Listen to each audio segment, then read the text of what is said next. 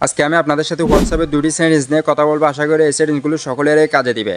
প্রথম সেটিংস হচ্ছে আপনি আপনার হোয়াটসঅ্যাপের মধ্যে ফিঙ্গারপ্রিন্ট লক সেট করতে পারবেন, এবং দ্বিতীয়টি হচ্ছে অনেকে আমাদের বিভিন্ন গ্রুপে অ্যাড দিয়ে দেয় যা আমাদের কোনো প্রয়োজনে নাই। এখন থেকে কেউ যখন আপনাকে গ্রুপে অ্যাড দিবে তখন কিন্তু আপনার অনুমতি এছাড়া আপনাকে কেউ গ্রুপে অ্যাড করতে পারবে না।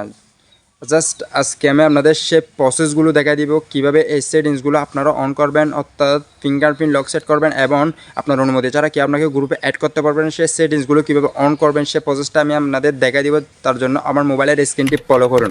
তার জন্য আমরা চলে যাব সর্বপ্রথম আমাদের অফিসিয়াল হোয়াটসঅ্যাপ অ্যাপসে ক্লিক করব। ক্লিক করার পর এখানে দেখতে পাচ্ছেন ত্রিকোণ আইকন, এই ত্রিকোণ আইকনে ক্লিক করবেন। ক্লিক করার পর এখানে দেখতে পাচ্ছেন সেটিংস, এই সেটিংসে ক্লিক করবেন। ক্লিক করার পর এখানে দেখতে পাচ্ছেন আবার প্রাইভেসি,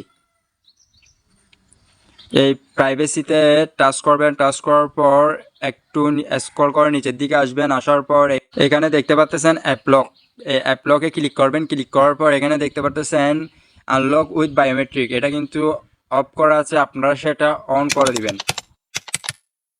দিয়ে দেওয়ার পর আপনাদের এখন ফিঙ্গারপ্রিন্ট লক চালু হয়ে গিয়েছে। তারপর আপনাদের কাজ হচ্ছে যেখানে ইমিডিয়েটলি দিয়ে দিবেন।